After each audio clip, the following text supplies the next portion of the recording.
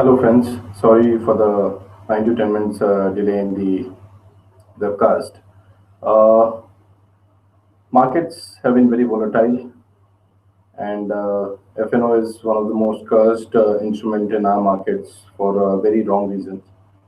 So the objective of today's webinar is first to give you idea that where we are heading in this market, and secondly how by using futures and options as an instrument you can, if not completely reduce your risk to zero, but at least mitigate it to a desired level. How that can be achieved, we'll be doing that. First, I'll take some time to give you backdrop of this market and how we are viewing this market from a short to medium term perspective. I won't be talking anything from a longer term perspective over here. The open interest in Nifty futures, if you see start of June series, is at a multi-year lows. Last time such low open interest was seen in Jan-Feb 2013. If you recall that year of 2013, there was a lot of volatility. Market was in range of 6,200 on the higher side, 5,100 on the lower side.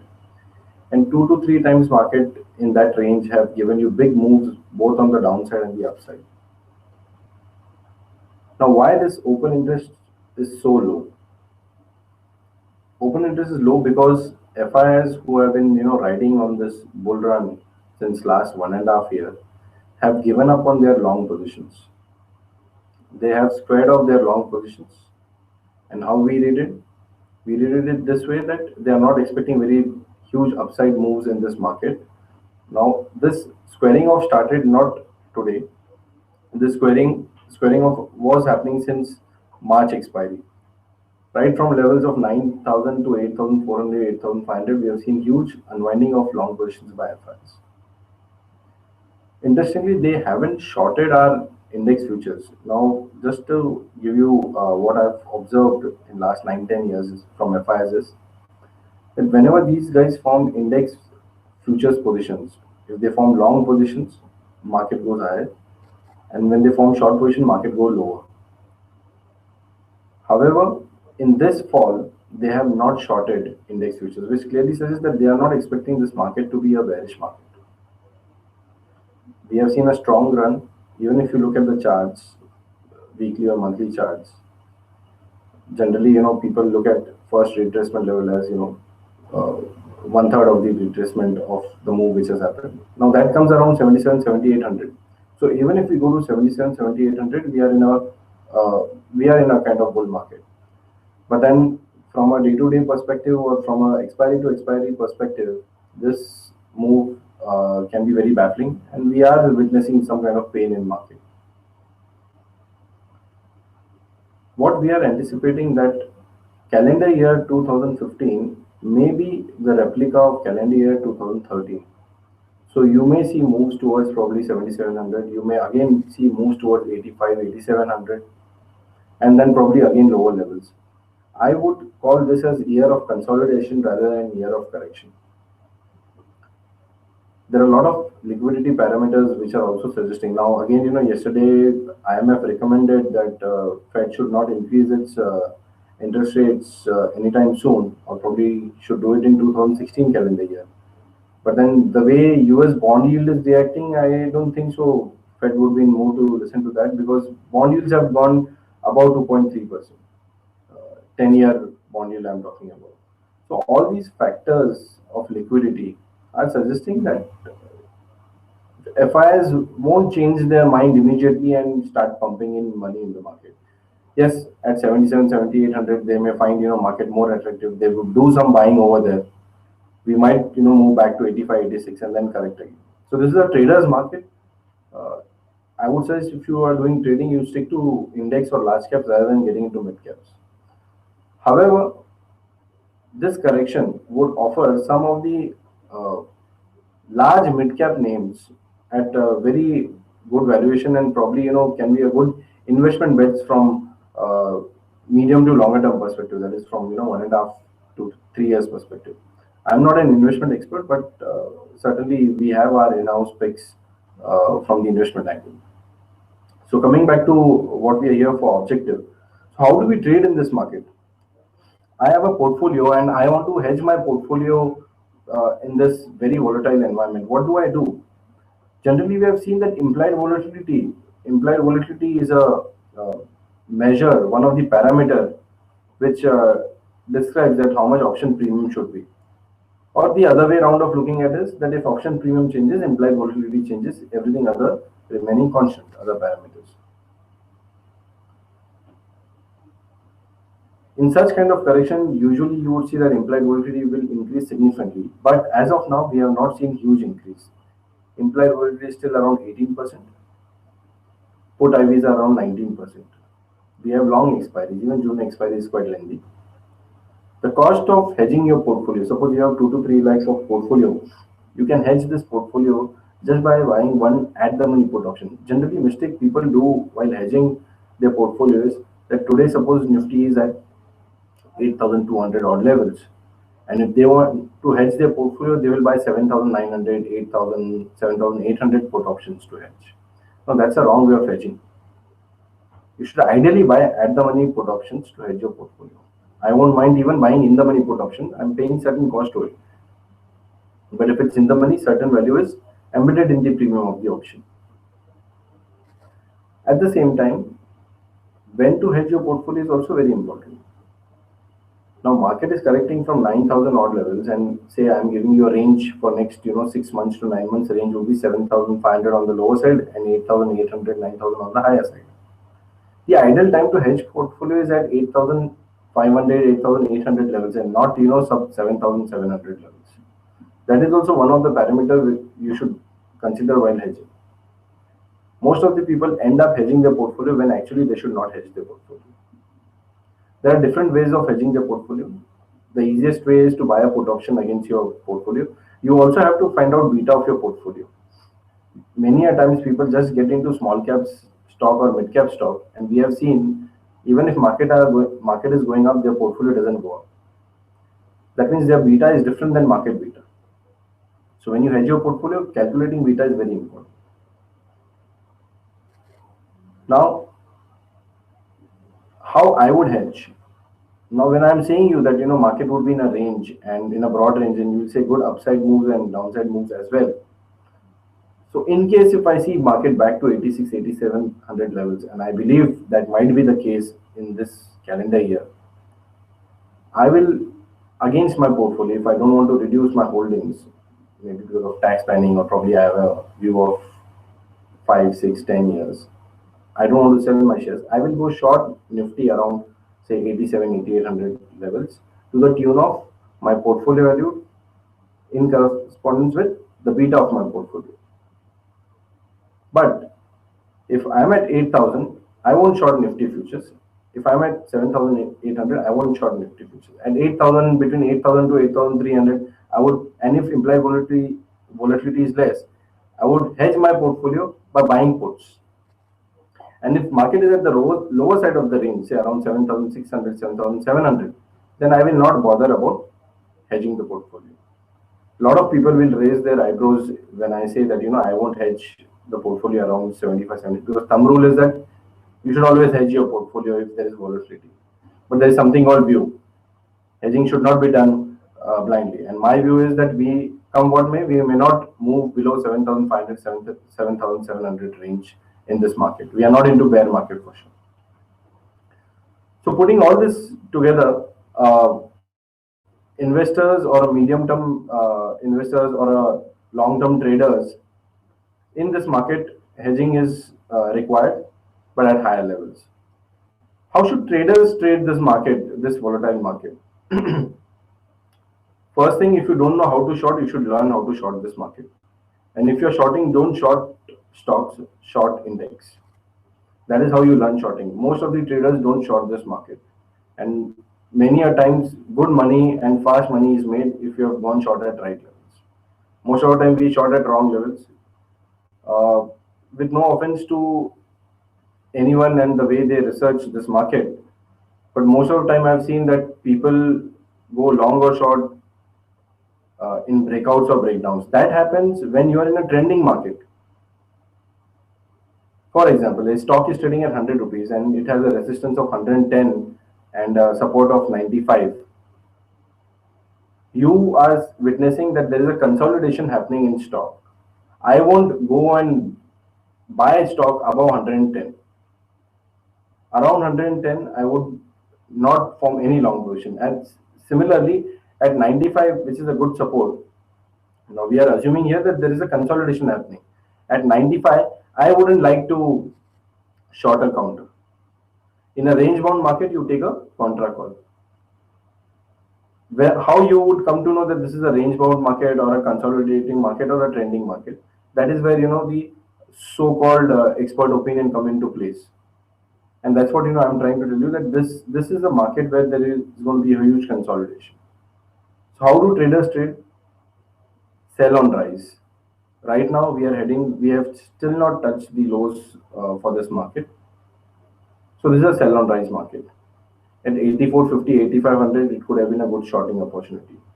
At 8,000 levels, when we are seeing that now there is a slight change in sentiments, and Fed might not increase the interest rate immediately, say probably in September, which was anticipated. There would be some change in sentiments, and you will see bounce back. In fact, even in today's trading session, there is a bounce back not because of any other reason, but this very reason. And crude oil prices have also corrected. Traders should understand that whatever analysis you are doing 5 years, 10 years before, if you continue to do your research on same parameters, you're not going to make money. Parameters are changing. Whether you are derivatives guy, technicals, or as a matter of fact, some of the medium-term traders also take fundamental view into consideration. You cannot ignore factors like liquidity. Now, how liquidity can be gauged? Liquidity can be gauged by movements of interest rates, movement of crude oil prices, and other things. IVs are still less for stock options. I would suggest traders in this volatile market should utilize, at least in first couple of weeks, but they should trade with with buying of options rather than directly playing into futures. In last couple of weeks, it becomes a bit trickier because time value starts eating into premium. Then the research become more meticulous, and then you have to see whether you have to form a spread strategy or you have to just trade in naked options. So there is no foolproof strategy as such. I have seen a lot of traders just selling out of money call and out of money put.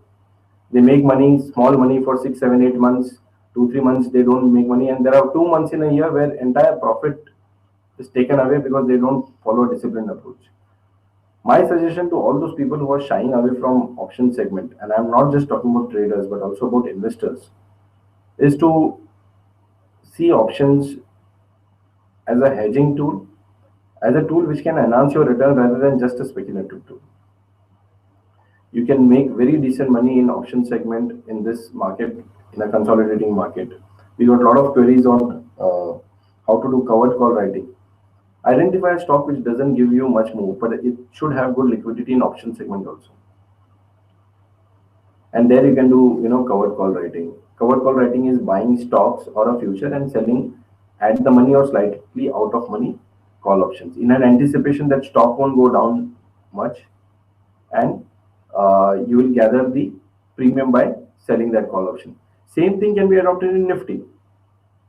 When you know that probably there is a bottom at 7,500, 7,700, any levels below 70. Now this I'm purely talking from a positional trader, not an intraday trader. A positional trader below 7,800 or below 7,900 should not worry about what news is coming and how market is moving. He should get into covered call writing. Buy Nifty futures, sell out of money call option. Trader for next 6 months should not worry at all. Around 8,500, 8,600, he should short Nifty future and sell out of money put option. So these are very simple strategies which can give you good returns as a positional trader. I'm sorry, I cannot comment more about intraday trading over here. I don't have expertise in intraday trading, but positional traders can use option segment in a very nice way. So I would like to state over here about the current market conditions, that we are probably heading down. It's a sell on rise market with a strong support that could emerge around 7,800 or so.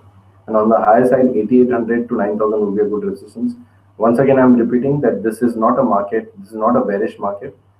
Don't expect that volumes will significantly come down. People don't have any other option at this point of time to invest their money, be it institution, HNIs or retail. Real estate is not doing well, and I personally believe that for next 1.5, 2 years, this sector is not going to do good. I'm not talking about stocks. I'm talking about industry as such. Your FD rates are coming down. Gold prices are not going anywhere, and I personally feel that there will be further correction in gold prices.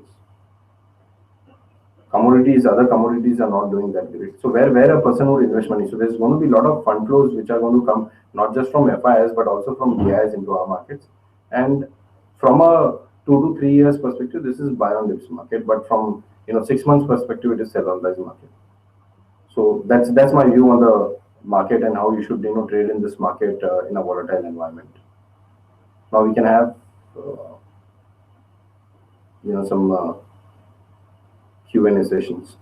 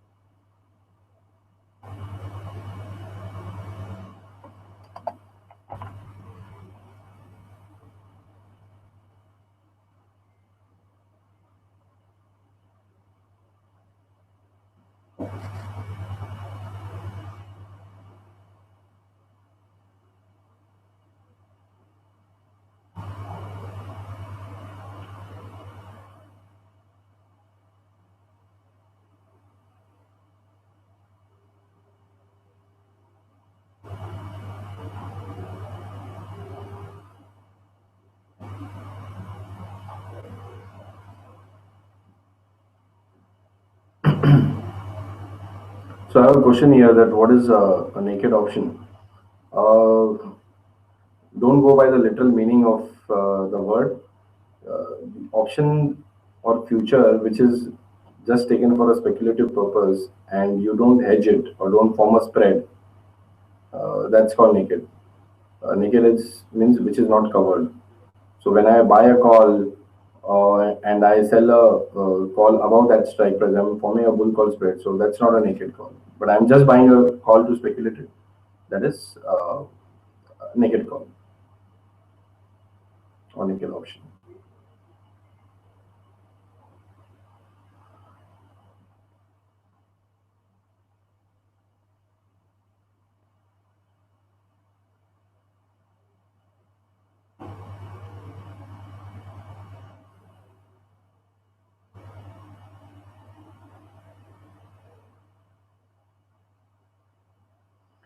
There's other question on how to gauge put call ratio. Generally, what mistake people make in analysis of put call ratio is they just go by a number, the digit calculated. How put call ratio is calculated? The open interest of all the puts of Nifty of all series divided by the call open interest of all the strike prices. Now that gives you one number. If it is less than one, that means there are more calls. If it is more than one, that means there are more puts in the system. Historically, we have seen that 0.75, around zero point 0.7, 0.75, the bottom of the market is found when put call ratio is at those levels. And recent past suggests that around 1.3, 1.4 there is a stop. Previously, in bull market era, we have seen that if put call ratio goes to 1.92, that point of time, some tops will come.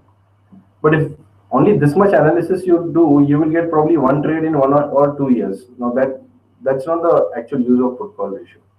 What you should study is break up the put call ratio, that why exactly put call ratio has increased or decreased, where the action is in which strike price. That will give you more meaningful analysis rather than just following that numerical concept that okay, if put call ratio goes down, then this happens. Generally, we have seen that if market is going up, put call ratio also goes up because people are writing more put options. And when market is coming down, we see that people are more willing to write call options. That's why put call ratio also decreases.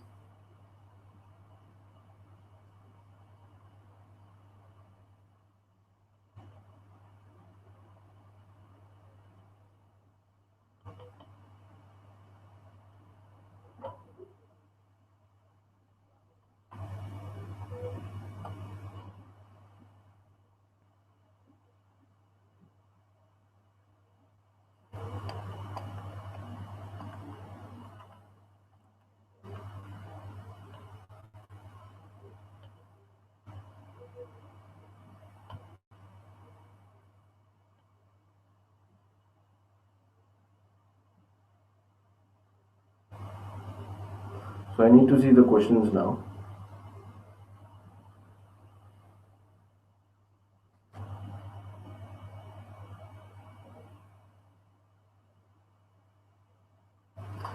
Now, somebody is asking me that should retail traders trade only first 15 days?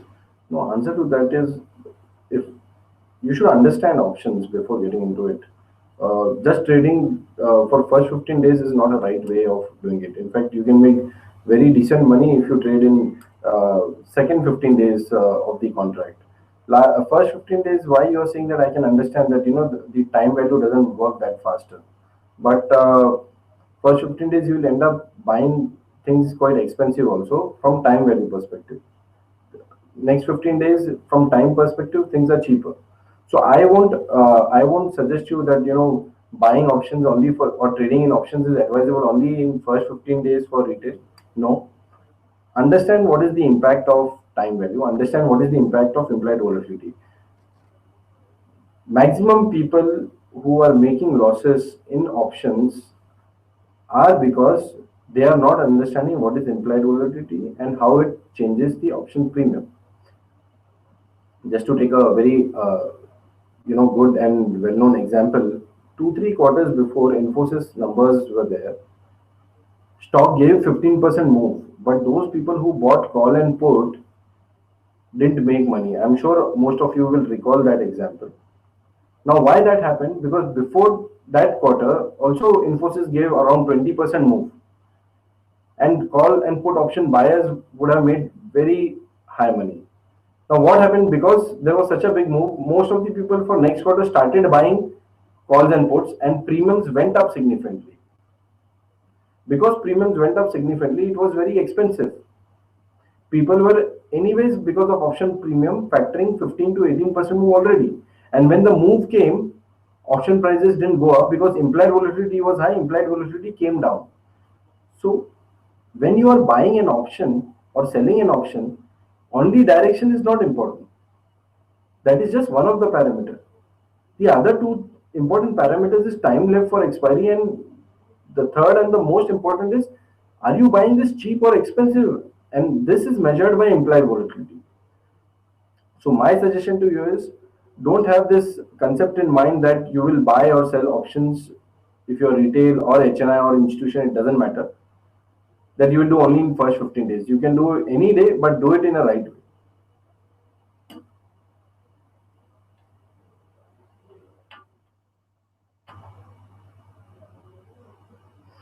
So how we decide, one of the question is, how we decide whether, it is short covering or fresh buying which is happening.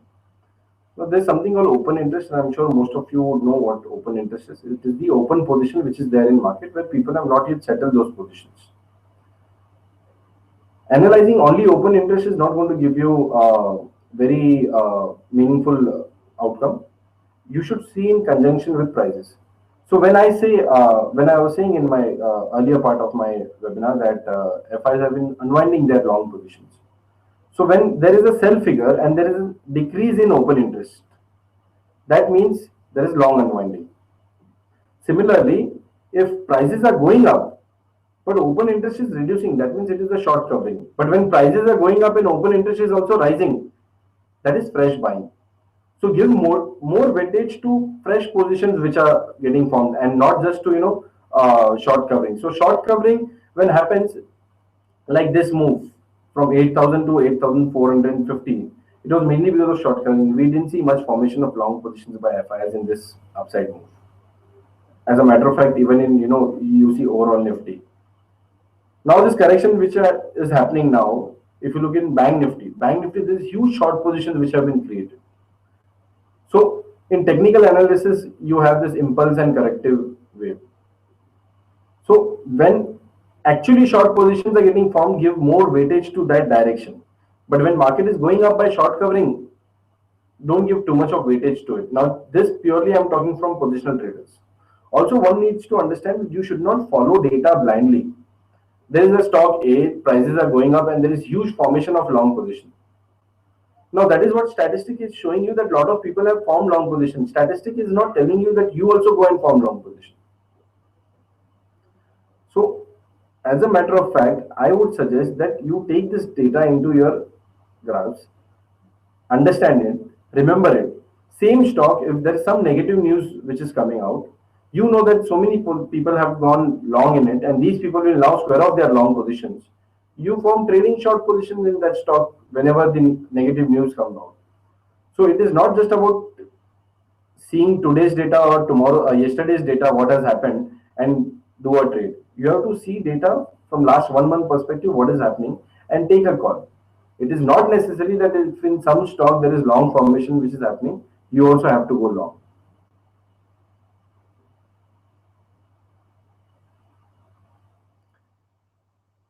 Someone is asking about how much exposure we should take in futures and options as an investment as a percentage of his portfolio. It depends on your risk appetite. It depends on how you want to, make money in this market. Whether you are an investor, whether you are a trader, it completely depends on that.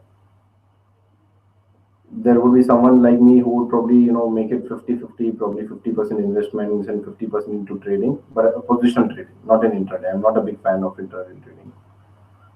There might be some investors who want to, probably just do 20% of their money as a trading money, or they want to use 20% of their money to hedge their 80% of portfolio. Important aspect over here is not how much percentage you allocate.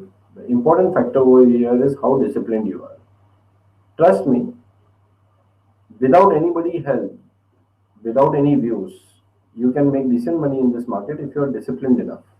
Most of your you take out your ledger if you are there in this market since last 2, 3, 5 years, whatever losses you have made, most of the losses would be from one or two big trades where you have not followed the discipline.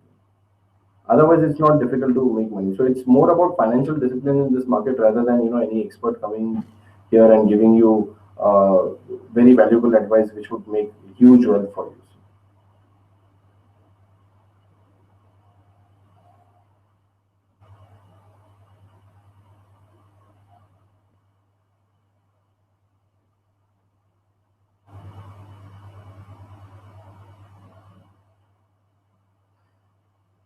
There's a query that how stop loss should be followed, and when stop loss get triggered, after that only stock starts moving up.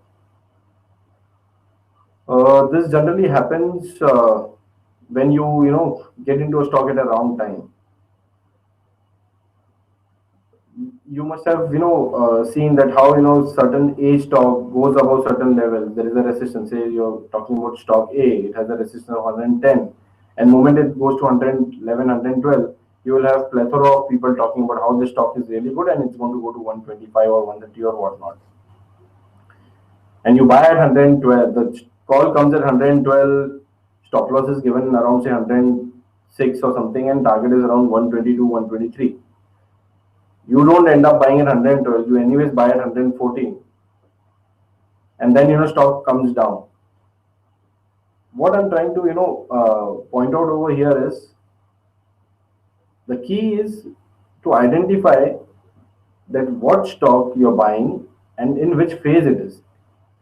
If it is in a trending phase, if it's that stock is going up, then you follow breakout study. But if a stock is in a range bound fashion, your stop losses are going to hit. So whether it's CSE or any other stock, we are seeing that people who had taken a contra buy or contra sell calls in this market, at least in this calendar year, have made far more money than people who have followed breakdowns or breakout strategies. So key is to identify in which scenario you are, and today we are, giving you assistance on that front. That we are in a consolidation, we are in a range bound scenario where contra calls will work rather than directional calls.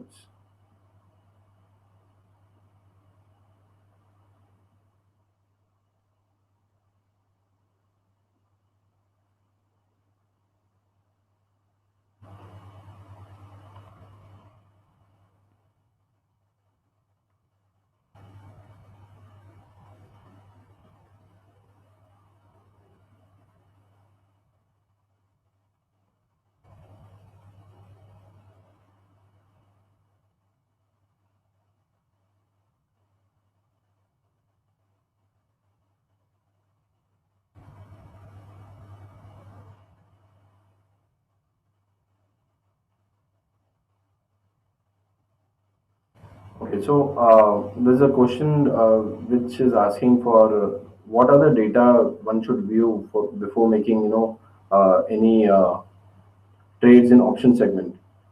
First and foremost thing which you need to have is view. Now, whether that view you're taking from fundamentals or technicals or derivatives, it has to be a short-term view. You cannot have a long-term view and trade in options. So view is important. You need to keep eye on time left for expiry. If your view is that some stock will give you 10% return in say 15 days, but time left to expiry is probably 10 days, you need not buy current series options. You can get into next series options or probably think of buying futures. At the same time, you have to see implied volatility, whether this option is cheap, whether it is expensive. That's what you have to see. When I say cheap, I'm not talking about value wise cheap. I'm talking about whether this is the right price or not. I'm not saying you to buy a cheap option by going deep out of money. You can buy in the money option and in the money option can also be cheap due to its implied volatility. These are the main factors: view, time left for expiry, and implied volatility. Strike price, it depends. Again, it depends on time. Again, it depends on view that which strike price you should buy.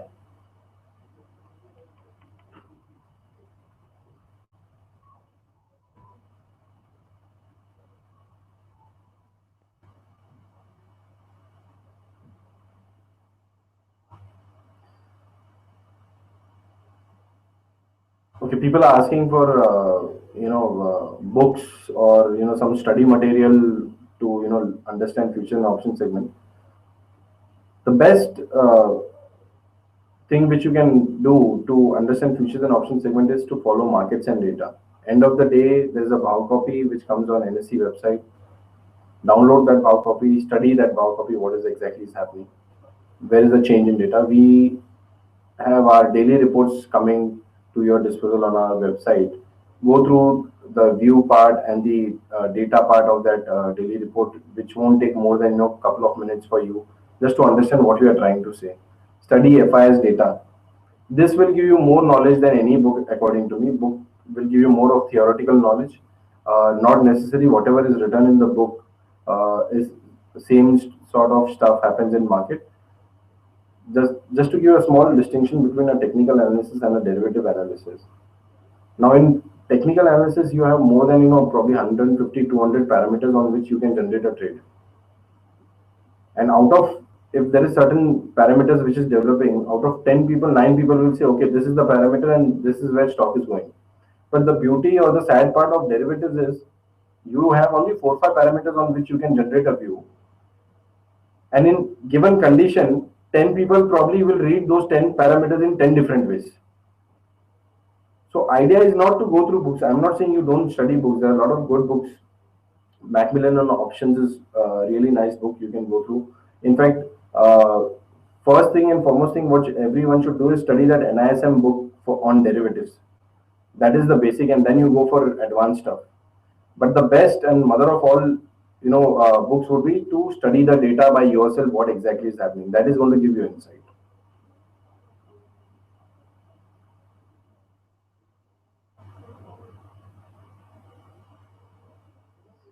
So there is a question that during result time, most of the traders go long on options or do a lot of hedging in options and make huge money. So it is not necessary. If you're on the wrong side of option trade, you make huge losses also. So it depends that what is your expectations from the result, whether you are getting option in a of a cheap value to match up with your expectation, and whether the prices actually moves or not. So it is not easy to make huge money or huge profits in uh, result season trade.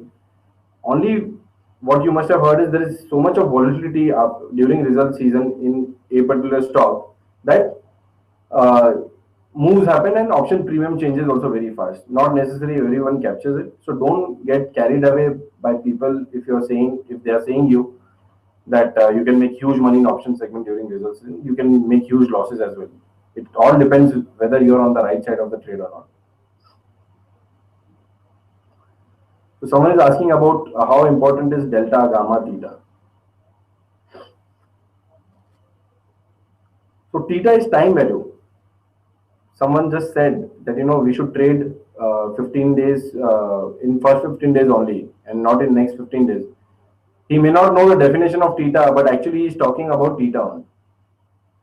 Now, if option prices move up or down, if the spot price move up and down, the option prices also move up and down. How much option prices is moving up or down is delta. How much your delta changes is gamma. My suggestion to you is, rather than getting into this jargons which people like us throw on you just to show that how knowledgeable we are, instead of that, you just follow basic concepts. When I spoke to you about price movement of an option, whether it is deep, in the money, out of money, time value, I spoke about implied volatility. I'm covering everything. I'm covering your delta, vega, gamma, theta. I'm covering everything. Only because I'm giving you a different name, it sounds as if, oh, this is something very intelligent. Don't get into this name traps.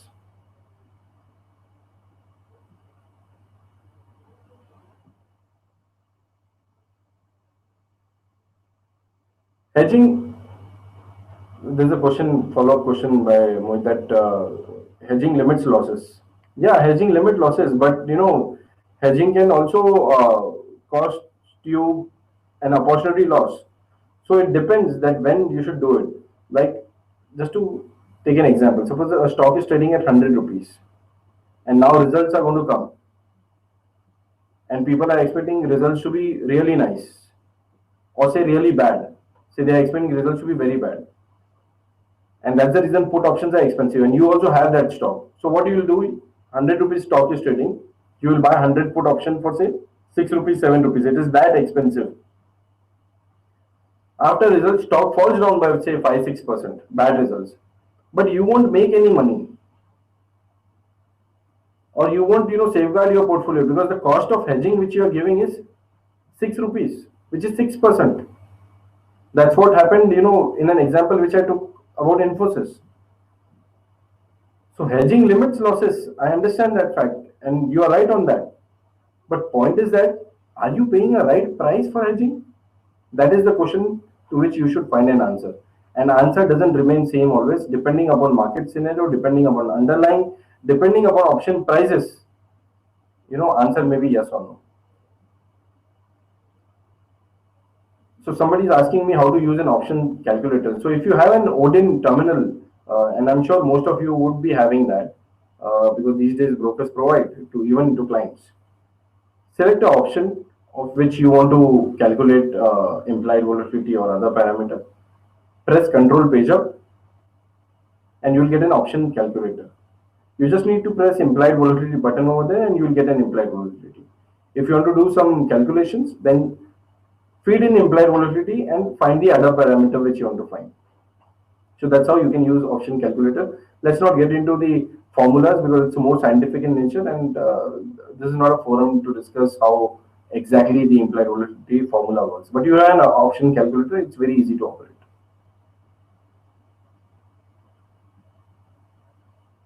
Okay, so Neeraj is adamant on asking how many times people make statement that market has gone up but with no volumes. How do we check that?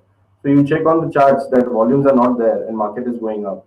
Generally, such kind of markets are when there is a short covering which is happening. So cash markets volume are happening. That stock goes up, there is a short covering, and cash volume is not very less. So you don't give too much weightage to that move, Neeraj. You just have to avoid that move. And if stock is in a larger trend down, then it's a sell on rise stock. To give you an example, Tata Steel, it corrected, that it went up significantly, and now it is correcting again with a significant formation of short positions. So when market goes up or a stock goes up without volumes or on short covering, it is not depicting strength.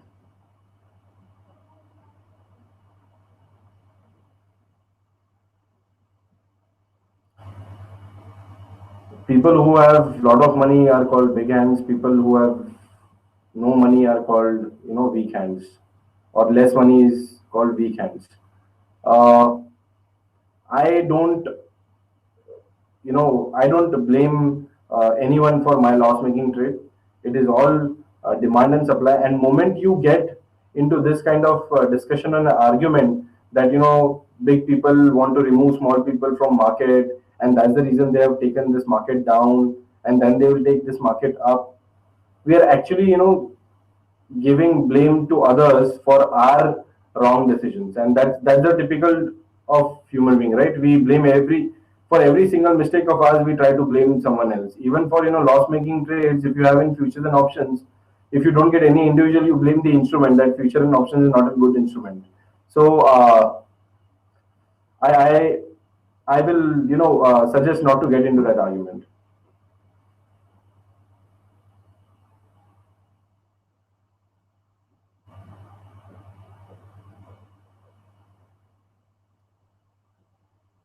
Okay, one last question I'll be taking over here is, what are the golden rules? Can you explain? I think our entire conversation was on how you should trade an option. That itself is a golden rule. And one thing, what is unwinding? It can be a long unwinding also. It can be a short unwinding also. When you square off your positions, whether it is long or short, that is called unwinding. Here, I would like to conclude this webinar over here. Thank you so much for listening me patiently, and thank you for all the questions which you have posed.